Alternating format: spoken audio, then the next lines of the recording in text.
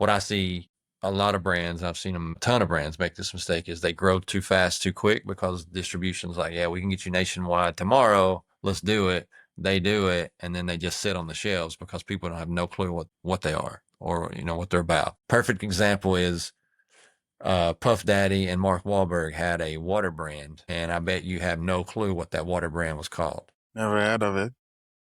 Yeah, exactly.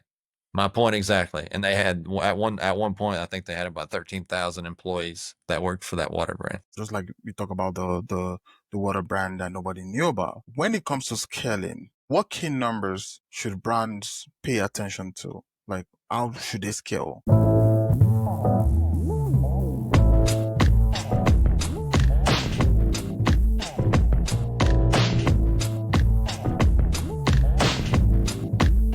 All right, everyone. Welcome to the Winner's Circle. Today, we're going to explore the art of success with industry leaders. And that's what we've been doing for the past episode and the past season. It's been a great time. And today we're going to be speaking on building and scaling a successful brand, which is very, very important for entrepreneurs and even leaders and even people that are aspiring entrepreneurs that really want to get started. So we want to understand how and what it takes to build and scale. Not just only building, scaling a successful brand. With over 27 years of experience in the consumer goods and retail sector, Joshua has developed a stellar reputation as a strategic leader and innovator.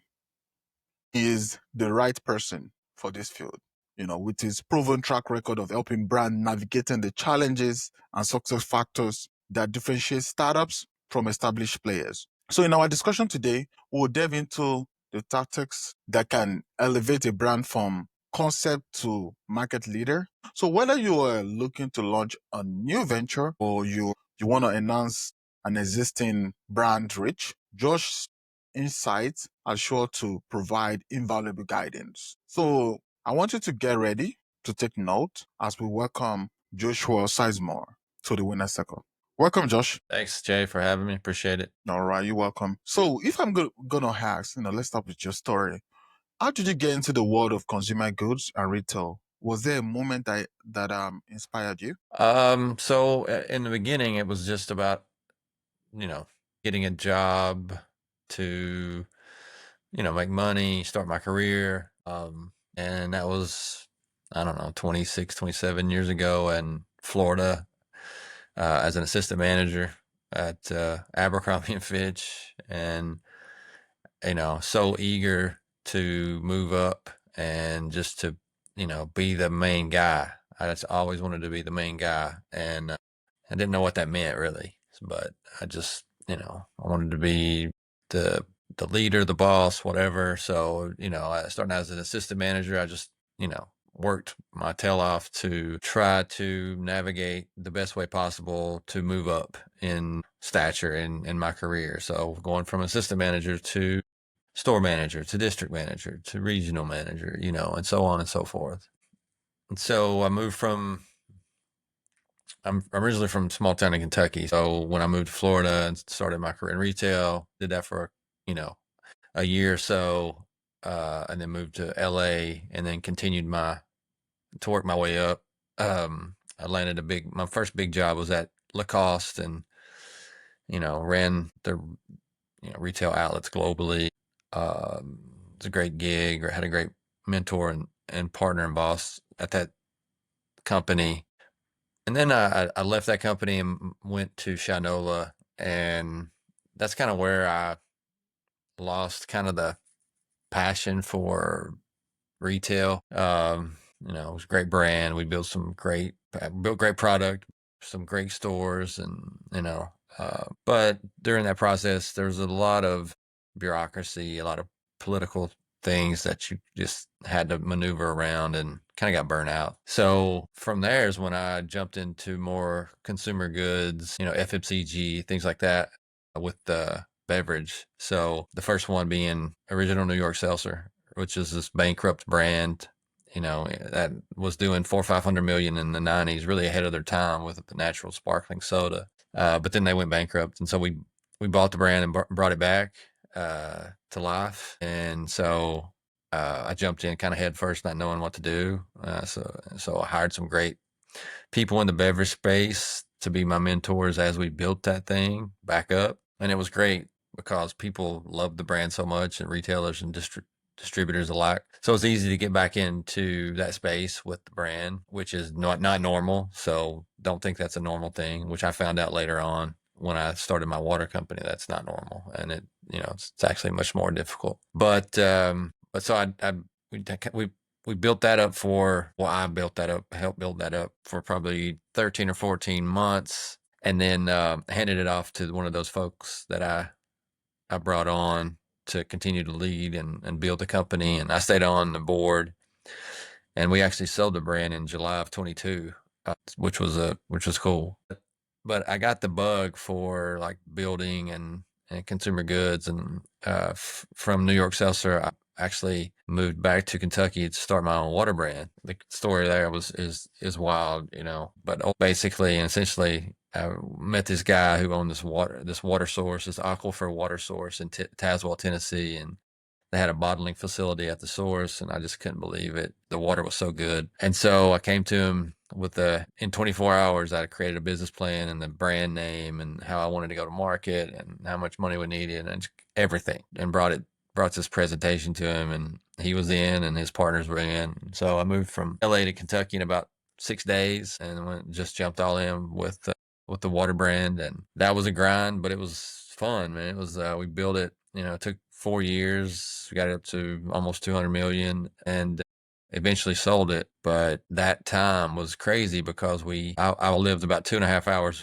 away from the plant and the facility. And so I drove that every day for 4 years, unless I was in in retail meetings or investor meetings or something. I was there at the plant, just bottling the water and loading the trucks. And it was cool. And so after that, I'm an entrepreneur. That's what I've always been. And so moved back to LA and started a online business called CBD.com, and that was cool, but it was a pretty gray area even in LA.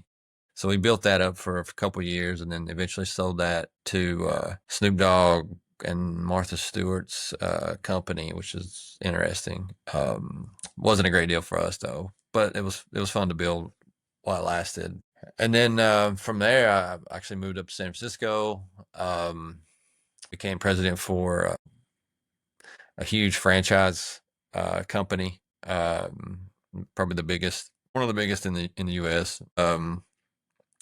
Which was a kind of a side move because that wasn't really, there's no consumer goods in that, or no marketing really, or no go to market strategy, because it was a seasoned business. And really my job was to make sure that our GMs that were running our locations were top notch and understood customer experience and etc. But everything else was just, pretty much rocking and rolling on all cylinders, because it had been around for 20 plus years and really created a presence for the market. And it was a great, net profit business, done really well. But again, it wasn't me. And so after a couple of years, I was like, I gotta get out of this, do something else. So, while I was there, I was dabbling in some other things with beverage, and we created a soda called Easy Soda, and it was like first iteration of the product was an all natural ginger beers, ginger soda, three or four ingredients, and that done really well. But we just put it online and we sold out probably 20 or 30 times. But you can't really build a beverage business online just because it's so heavy. So you're losing money from every order. So we paused that. We're actually going to do some other things with that and do actually a Moscow Mule, like a ready to drink Moscow Mule with that. So that was interesting. And then jumped into being a CEO of a really innovative kombucha company that was the first ever powdered kombucha. You just mix in with water. And we grew that substantially. And then the board wanted me to move to Wisconsin, and I didn't really want to move to Wisconsin. So I handed the reins over to someone else. And then about 9 months ago, I jumped in as a CEO of a new company called Feast Fast, and we just launched about 6 weeks ago. And Feast Fast is all about, healthy living, all natural ingredients. It's a keto based product. And so it lives in that, keto health fitness lane, but it also lends itself to being safe for diabetics, which I'm really excited about because, if you go out into the market and you would actually blood test yourself after eating these keto friendly snacks, your blood sugar would spike every time. So we have a mechanism and a delivery method that allows our product to not spike your blood glucose whatsoever. So it's super safe.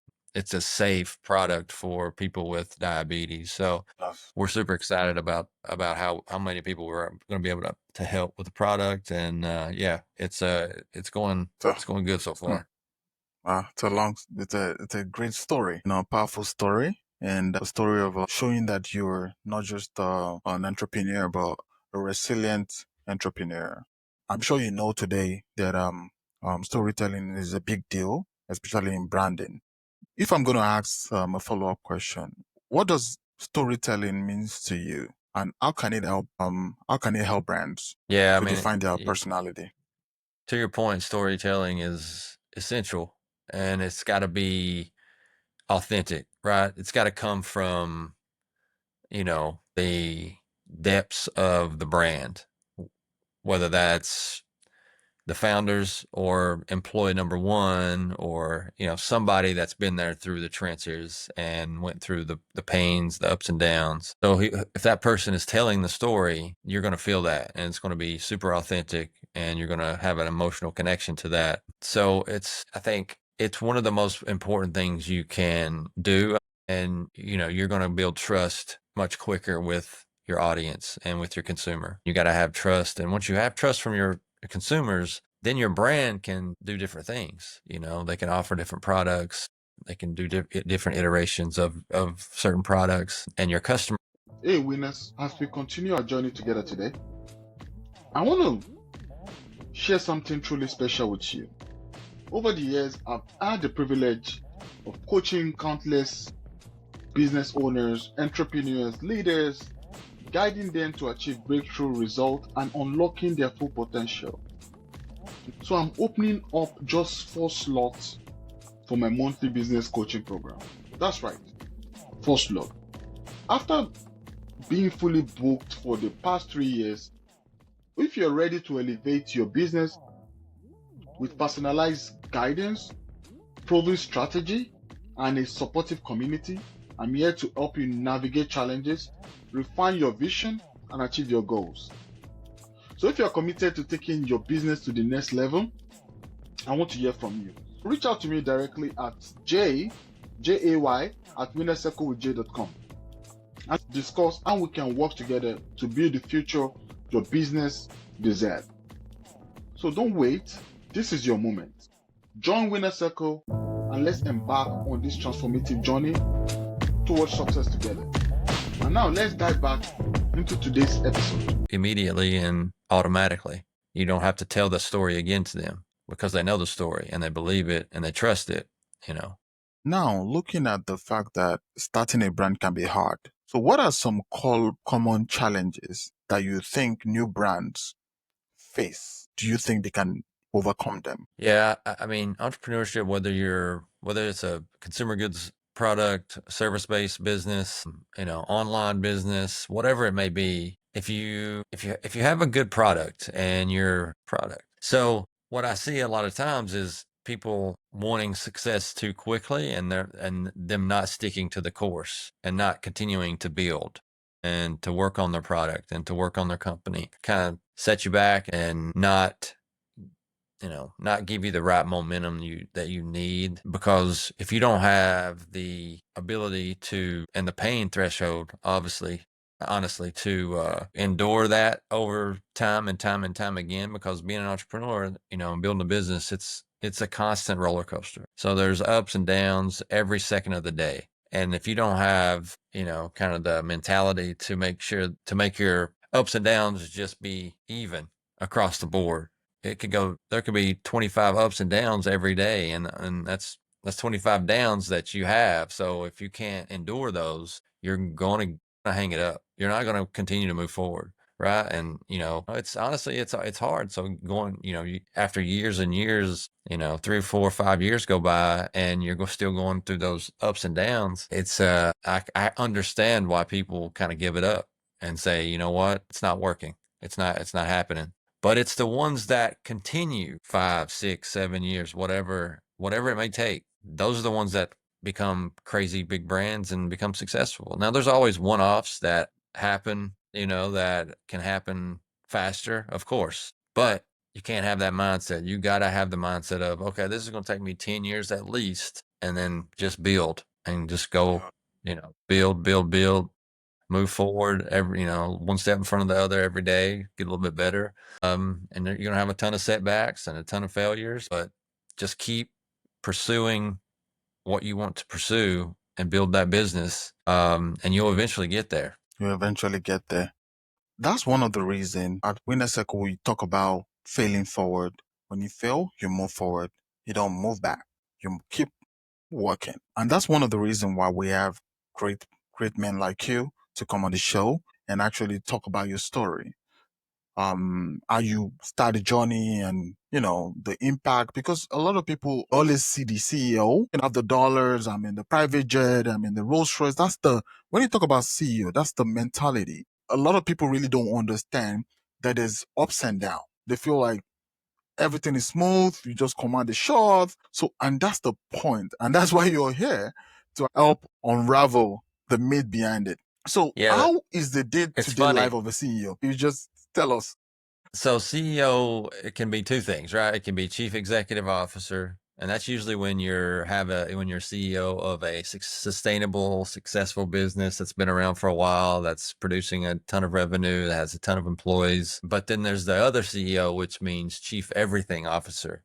And that's when you're in the initial phases of starting your brand or launching the brand. And, over the next 2, 3 years, that's the title. That's what it means until you build up that business, and you're creating that revenue, and you're generating income, and you're hiring employees, then you get to a more sustainable business where you have operational things that need to be intact. But and it kind of goes hand in hand, because if your goal is to have a successful business and you're growing your business from infancy to 2, 3 years, and you're hitting 50, 75, 100 million, and you're at the point where you're hiring folks, you really, and to get to the third year and the fourth year and the fifth year, you have to really have your mindset as, okay, well, I see it coming, so I can't, I'm going to have to create the intent of what we want our business, when it's a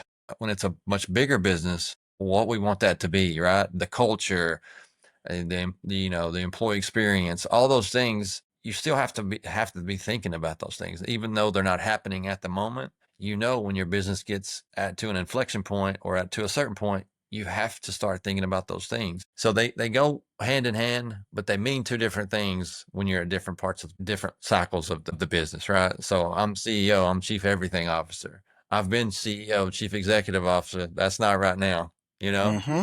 Yeah, they mean two different things. So I would say when you look at it, one is startup, the other is like established business brand, right? They already established, CEO of either. Yeah. So now when you Yeah. look at startups versus some established business brands, if you look at their brands right now, let's just even talk about that. So what do you think is the biggest difference in how they grow? If you look at the startups and the established businesses. There's so many ways to grow your business and brand. I mean, with technology being so immediate, it's hard not to start there and start like direct to consumer, start marketing everything online, just because you get more of an attention span than you do if you went out and put a product on the shelf, right? Because when you put a product on the shelf first and nobody knows about it, then your product literally has to be your marketing. So people has to look at it for 5 seconds, right? And see what it is, what it does. I've never seen this before. And the branding has to be great, so their attention span will stay there and then read whatever you're doing. But digitally, you have, 10 seconds, 15 seconds. You can create a great ad to get people engaged. and it hits them instantaneously. So and to digress, it depends on the, if you're talking about consumer goods, it depends on what product you're selling. Is it lightweight? Does it ship well? Do you have great margins? All for that direct to consumer experience, right? So you'd have to think about, there's a lot of things to think about, and intangibles really that go into go to market strategies and things like that. So, but most businesses that are successful, they've done, if it's in consumer goods, they've done a combination of both. They've tried online, and then they went into retail, and then maybe they went into food service, and, into big distribution. Ultimately, you have to do both. But I think in today's world, there's a bigger runway or bigger opportunity to stay online longer than they used to be. Right now, you can stay online 2-3 years only if you want to, without going into retail. Whereas before, you were online for 6 months, 7 months, and then you went into retail. But now I think it's changed. As a business owner and even as an entrepreneur, we all make mistakes. So, what is common pitfall you've seen brands fall into that they should watch out for? Yeah, I think it was to touch on the distribution thing. So I think brands go too wide, too fast. Fast. Because when you get into distribution in retail, it's hard to say no. You get into 15 Whole Foods, right? And then you're crushing on the shelves, hopefully, and your sell through is great. And then that distributor, they're like, we got 50 more stores that we can take your product, that want your product. We should get it in there. And then you do that, right? And then they say, well, we got 100 more stores in another state or in 3 states, and you automatically think, yeah, this is great. We're going to be distributed nationwide. But what comes along with that is you forget what you did in those first 10 Whole Foods, which was presumably this is how I would do it, but you as the CEO and your executive team were in that Whole Foods every day, giving out samples, letting people try it. They know your product, right? That all those 10 stores, that's why you became successful. Well, you can't do that with 500 stores now or 1,000 stores, but you can, but it takes an immense amount of capital because you have to hire people to do what you did in those 10 Whole Food stores. So if you stay smaller longer and you just go kind of city by city, region by region until you gain market share, your presence and your marketing efforts will be, it's almost like word of mouth, right? You're slowly growing, and you're not putting a lot of money into people recognizing your product. What you're doing is you're in the stores, you're showing the product firsthand, and then word of mouth happens, and then you can grow that way. What I see a lot of brands, I've seen a ton of brands make this mistake, is they grow too fast, too quick, because distribution's like, yeah, we can get you nationwide tomorrow. Let's do it. They do it, and then they just sit on the shelves because people don't have no clue what they are or what they're about. Perfect example is Puff Daddy and Mark Wahlberg had a water brand, and I bet you have no clue what that water brand was called. Never heard of it. Yeah, exactly. My point exactly. And they had at one point, I think they had about 13,000 employees that worked for that water brand. Now, scaling is very important. Looking at just like we talk about the water brand that nobody knew about. So when it comes to scaling, what key numbers should brands pay attention to? Like, how should they scale? Yeah, I mean, when you build a brand and you have products, we're talking consumer goods, you want to start with, understanding your margins, having great margins, because it's all about profitability these days. In the past, it used to be about revenue, and especially in consumer goods. Now it's all about profit. The quicker you can get to profitability, the more success you're going to have. And the more opportunity too, because you can take that money and you can you can reinforce it back into your marketing efforts or your other things that you need, R&D, whatever. So just making sure that you have great margins on your product is a big deal, because even direct to consumer, you're going to have to spend a lot of money on marketing to get your product out there, and different avenues. Now there's TikTok Shop and, Amazon, and obviously, direct to consumer through your website. So you really have to have all those working simultaneously, and it takes money. But if you have good margin, then you can spend $1, make $5, and then have 50, 60, 70% margin to work with, right? So margin's a huge thing. And margin's the most important thing. Margin is very important. But if you look, I just spoke about Amazon, talked about TikTok. There's huge competition. There's so much competition. It even gives leverages to businesses outside the country that they can actually even still compete with you, and you are spending top dollar to get your product in place, and they like probably spending half of that. What strategies have worked well for you in the crowded market when it comes to competition? Yeah, it's about the marketing of it. It's finding the right story. It's finding the best way to tell that story. It's having great partners. Like, you'll go through 2 or 3 or 4 or 5, hopefully not that many, but finding a great partner in regards to your Amazon partnership, your Meta ads partnership, your TikTok shop partnership. Like, you just hope that the folks you pick can do the job that they said they can do, and you'll end up a lot of times, going through many, many different agencies, many different, partnerships, but hopefully you find 1 or 2 or 3 that you really love. And then, you kind of stick with those as you grow, and, it works out. But, um, there's so much to unpack with like the,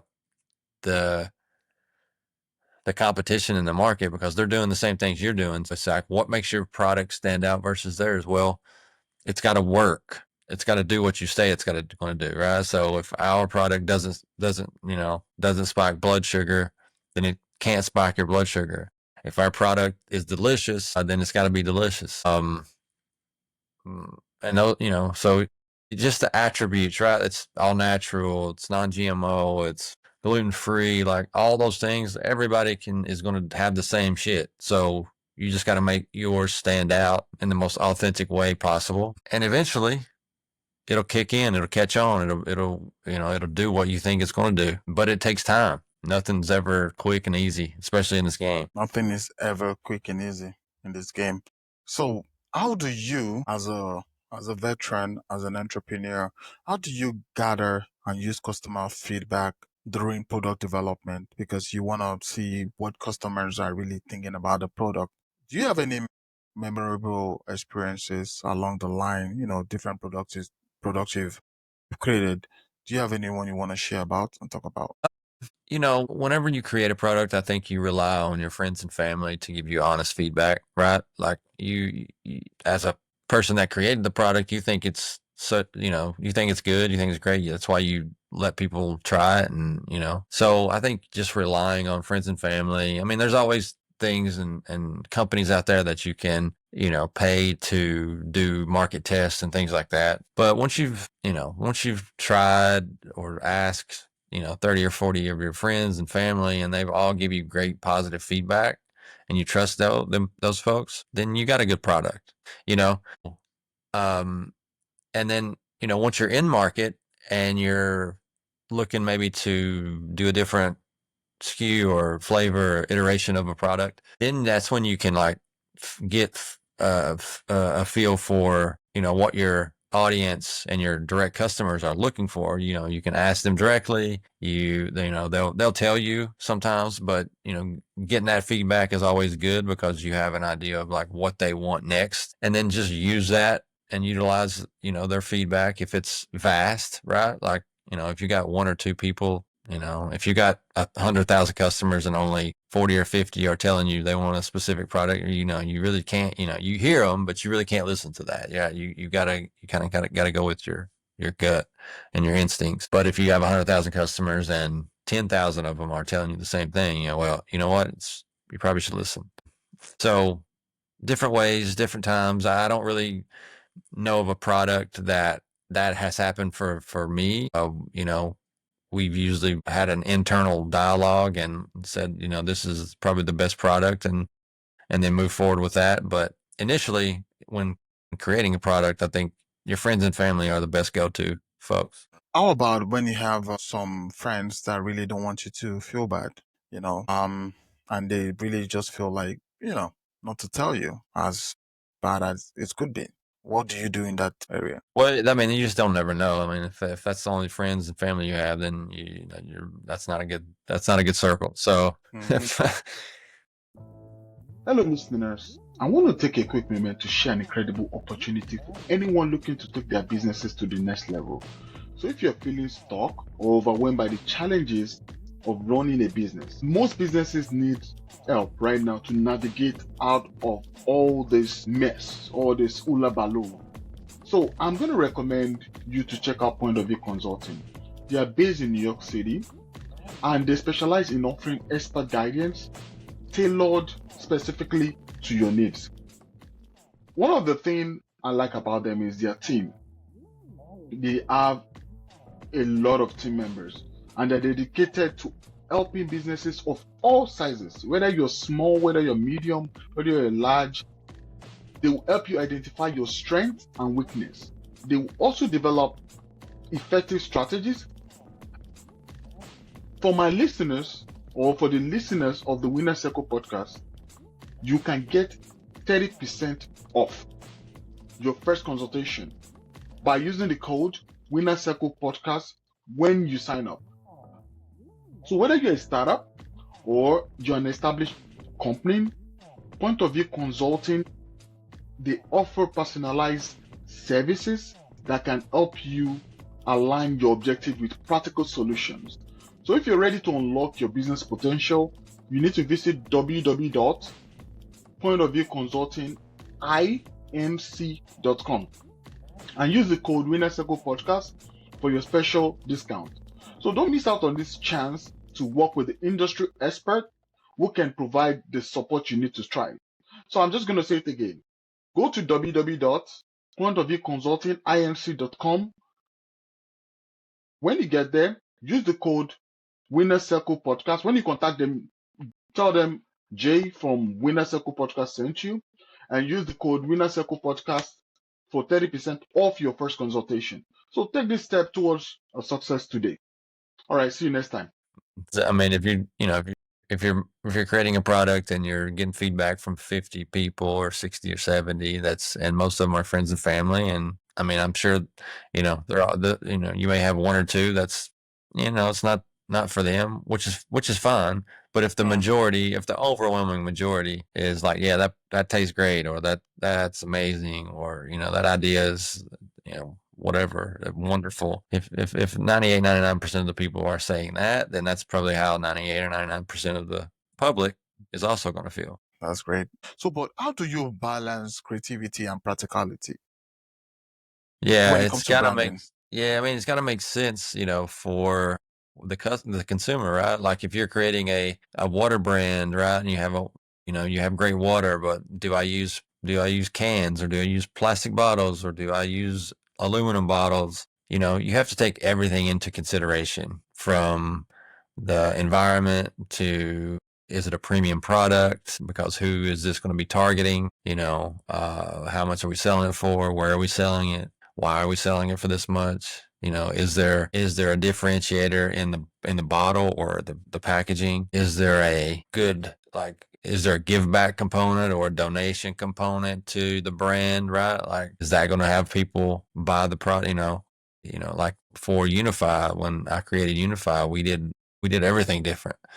It was a premium water, one source from the U.S., there's not many out there. We made our bottle green to kind of match the environment, and it's different than blue, so you see ours stand out on the shelf. We had a give back component, so we gave a gallon of water away for every bottle of water we sold to people around the world, plus, including in the U.S. So we did a lot of different things to make you want to purchase it. And then after you purchase, it's the taste that's going to bring you back. That's going to bring you back. So if we're talking about food and beverage, like, it's got to be good, right? So we get them to purchase the one time, but they got to come back. So yeah, so it's always, no matter what, it's got to taste great, whether it's a water or a soda or an energy drink or cookies or whatever. They got to be delicious for the folks to keep coming back. They need to keep coming back. So talking about coming back, it requires technology, and technology really has changed everything. Even as a consultant, even as a business coach, we often work with quite a number of tools, and each day we have new tools that comes out. Although we don't jump to every other tool, we keep traditionally on our tools.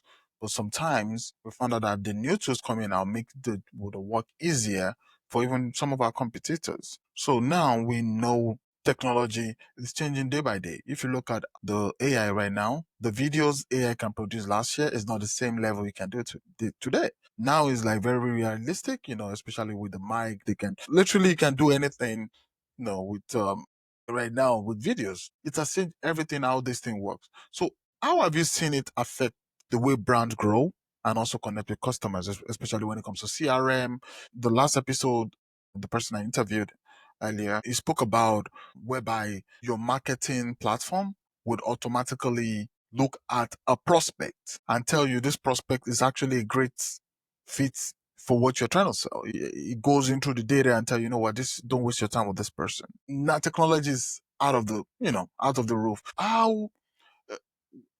how have you seen it affects brands growth? I don't think. I mean, I don't think it's has a great effect just yet. I think it's we're fine tuning the things like the CRM stuff, the videos. I think there's again going back to my earlier sentiment about authenticity. There's no really authenticity with AI. So it's going to be hard for them to promote through video at this point. It's just because I think it still lacks that. It'll get to that point for sure. They'll figure it out. I know.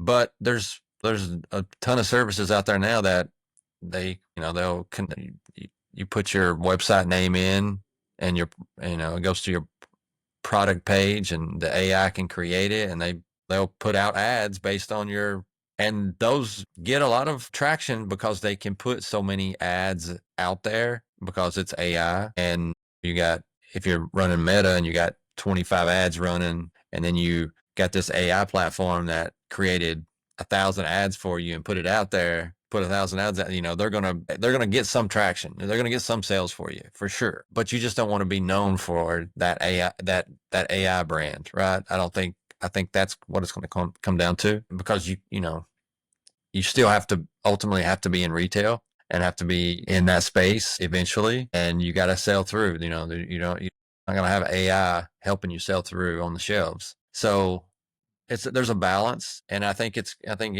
good. I think it's going to promote competition. It's going to promote a lot of different great things, but I don't think we're there yet to the point where the AI itself is scaling any brands yet. I think they will, but I don't think we're there yet. Thank you for that information. Because I'm looking at it this way, with the rise of Target Plus, Walmart, whereby people who really don't even have a store can actually sell on these platforms. And most people really don't go into the store lately. They prefer to just order online. So Yeah. how can retail brands, stay afloat when there's more competition right now? An average business that's run from home can actually sell to all these platforms without having to have a big store. Yeah, I mean, it's again with technology and the way you can move in the space quickly, it's pretty easy. But you got to have good margins. You got to understand your customer. You still have to create ads. Like no matter if you're selling it from your house or from, if you have a team of 50, like you still have to do the stuff. You still have to make it, there's nothing that you can do outside of the stuff, which is, getting your product seen. How do you get your product seen? Through digital. Well, it's Google, it's SEO, it's Meta, it's TikTok, it's Amazon. Like you have to do the things, right? Whether you're doing it yourself or you're having somebody else do it, you have to do the things. It's just the things that you're doing, are they working? If not, then you have to revise them until they do work, right? You got to find a niche that does work, and then you got to, go all in with what you found. Yeah, whether you're at home or, whether you're whatever it is, like it's easy to get there, but you got to do the stuff. There's no workarounds. There's no, Work around. no. That now takes me to the part for people who are just starting out. They're trying to set up a retail brand and they often struggle, of which we all know this, to find their unique value. Why should I sell this for $5? Even though nobody knows me. So what advice would you give to them to help them discover their real value? Yeah, I mean, again, it's the audience, right? If you have a similar product and you're promoting it as a premium product, then you maybe want to look, you may want to go a little higher. You know, the value that you have, right? Like our cookies, the value we have, you know, it's a 3-ounce bag. We have 18 cookies per bag, right? Our competition, which is High Key, that's one of our big competitors. Their bag is like 2.7 ounces, right? And they have probably 15 cookies, you know, and we're similar price points. Our value just in the product itself, in the bag, our value is better. But then when you actually say, well, does it taste better? Well, you know, 90% of people think our product tastes better.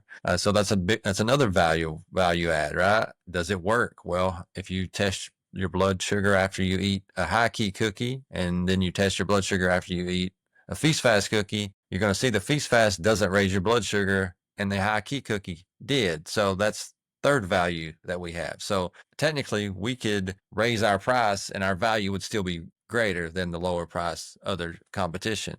So you just have to look really introspectively on all those value adds that you do or don't have, and then figure it out, right? And then, you know, while all that time saying, well, my margin's this, I'm going to sell it for this. So keeping an eye on like what that margin is going to be, what the suggested retail price is going to be, what you're going to, you know, down the road when you go into retail or whatever, wholesale, what that wholesale price is going to be. So just preparing for all that stuff. So yeah, it's different answers, but I think that you got to kind of start there. All right. So looking ahead, do you have an exciting project or plans that you'd like to share to our listeners? Just what I'm working on now, which is feastfast.co, which is our snack brand. And like I said earlier, it's in the keto fitness health space, but also it's in the space of we're going to help a ton of people with diabetes. You know, there's 40 million people with diabetes in the US and about 100 million with pre-diabetes. So being able to help those people have a safe snack that they can trust every time so they don't have to continue to check their blood sugar every time they eat something. Like we want to be that, and we're going to be that. So excited about that. And we're coming out with a couple of other iterations, cereal and crackers in the next 6, 7, 8 months. Those are amazing too. So Thank you so much for sharing that with us. Now, and that's a wrap for today, you know, for the Winner Circle podcast today. I want to say a thank you to Josh Sizemore for sharing his invaluable insight on building and scaling successful business in a competitive market. And I just want to say for you listeners listening to this show, as you listen to this, whether you're a startup or a founder or an established brand leader, or maybe you are somewhere in between, I just want you to remember the road to success is really a straight path, just like what we said earlier. But with the right knowledge and mindset, which, you know, Josh shared with us today, I believe it's certainly achievable. So if you enjoyed today's conversation, please take a moment to subscribe, rate, and review us on your favorite podcast platform. I want to say till next time, keep flowing, keep winning. And last but not the least, Josh, how can some of our listeners reach out to you if they need to? yeah, I mean, I'm Joshua Sizemore on like Facebook, LinkedIn. So hit me up anytime on those platforms. All right, thank you guys, and see you next time, guys. All right.